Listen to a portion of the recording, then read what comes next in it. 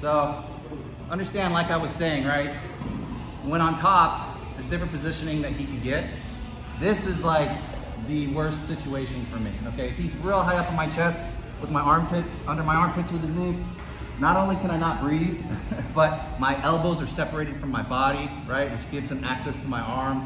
All 99% of the effective escapes from mount require me to bump him with my hips, but he's not over my hips, so I can't bump him, right? I'm in a bad way, okay? So the very first thing we're gonna work on today is back walking out of this situation. If you get in this situation, you gotta get out of this situation. There are a couple like desperation escapes, I would say, where you try to hook your legs under their armpits and go out the back and all this crazy stuff, but they work sometimes. They're low percentage, okay? It's better if we don't get there. It's better if we get to the more high percentage escapes, all right? So to back walk out of this, we're gonna make a frame, okay, right here on his hip bone, okay? And we're going to stop his body right here by framing, and then we're gonna back walk, okay? So see now, I've got my elbows back down, his hips are now over my hips. See how much movement I can give him, okay? That's what we want, all right? So we're gonna start from here, high up under the armpits. Worst case scenario, okay? This is real bad. Make a frame, one hand across his hip, the other one supporting that hand, and use my feet and my shoulder blades. Walkie, okay? Now I'm out of that, all right? This is gonna be, it's not gonna be that simple, right? He likes that position, so he's gonna be trying to follow me, so it's gonna be one of these situations here. Once you get that separation though, don't hang out and high five yourself, then you gotta go to your actual escape, okay? So we're just gonna do the Umpa escape first. We're gonna do more complicated ones throughout the week, but some of them are gonna link to the Umpa escape, so we wanna learn this one first. This is the one we teach all the white belts. It's because you end up in a dominant position afterwards, and it's pretty simple to learn, and it still works even at the high levels, okay? So the Umpa escape, set up for me. It's premised upon me taking away his posts, okay? This post and this post, or whatever post, right? But I need to take away both posts on one side. There's a variety of ways to do that, okay? He could give me that by going for a choke, okay? So the side of the arm that's initiating the choke, that's the way I wanna roll, okay? If he initiates a choke, that's why it's never like, it's not super dangerous to be doing this and getting your back further up, because if he goes for a choke, even though I'm not protecting my neck, that gets us where we want, right? That gets us where we want because we wanna isolate an arm, all right? If he didn't do this for me, if he was just sitting up, I would have to like bump him down to get access to an arm, okay? So if he's gonna be sitting up posturing and just stick his arm in for a choke, and he doesn't know the cool outrigger trick that we went over last week, okay? He's basically giving me an Umpa escape. I'm gonna isolate the arm that he's giving me, all right? Reaching over, controlling behind the tricep.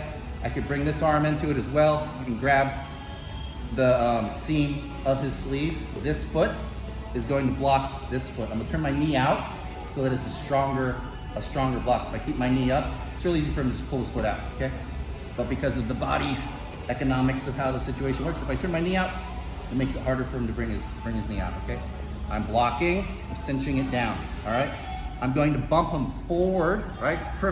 Basically straight up, and then I'm gonna roll to a 45, okay?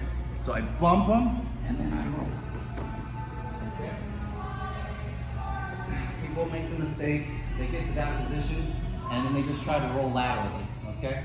It could work if the guy's, not super balanced or coordinated. If I just, right? I'm just trying to roll that way. It's not working, okay? Block it with my foot, turn my knee out. I bump him that way to get his weight on me, right? Going forward, and then I roll at a 45. So bump, roll. Okay? The other ways we can get there. Let's say he's flat on me, faced out, okay, boom, all right? I could pick an arm, any arm, right? If I could get his hands to the mat, I could either cinch it down this way, or I could swim my arm in and cinch it down this way, okay? Be careful when you're doing this. You don't want to tweak your partner's wrist, so make sure that he rolls his wrist when you roll over. If we're doing it this way, okay, I now have one arm controlling one arm. This arm is going to help with the bridge. I could either put it in his armpit, okay, or my forearm in his armpit, or I could do a C-cup in his armpit. Either way. Same principle here though. Block the foot, turn my knee out, bridge up, and move. Okay.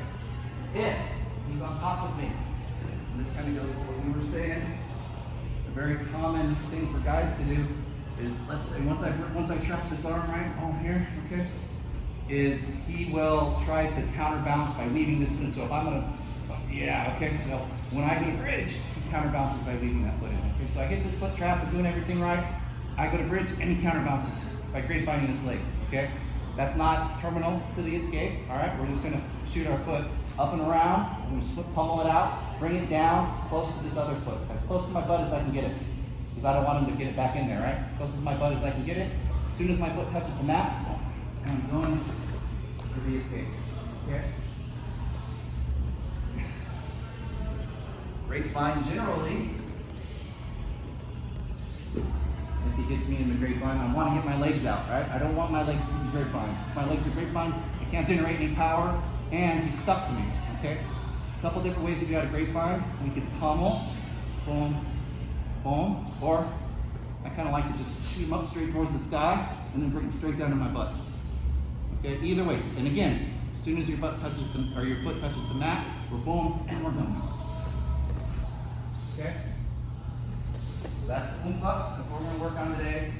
Again, there's a couple different ways for them to give you that arm. Either they grab your collar, or if they're sitting back, you want access to their arms. Right? Assuming his hips are over mine, I've done my back walk to get him down over my hips. I can just bump him, trap an arm, okay? Block it into his armpit, up and down. Okay? So for the drill today, have him start high knees under your armpits, make a frame, wall walk back, have them grab your collar, trap it, do the escape, have them sit up, bump them, trap it, do the escape, go over the different variations, all right? 5 times each side.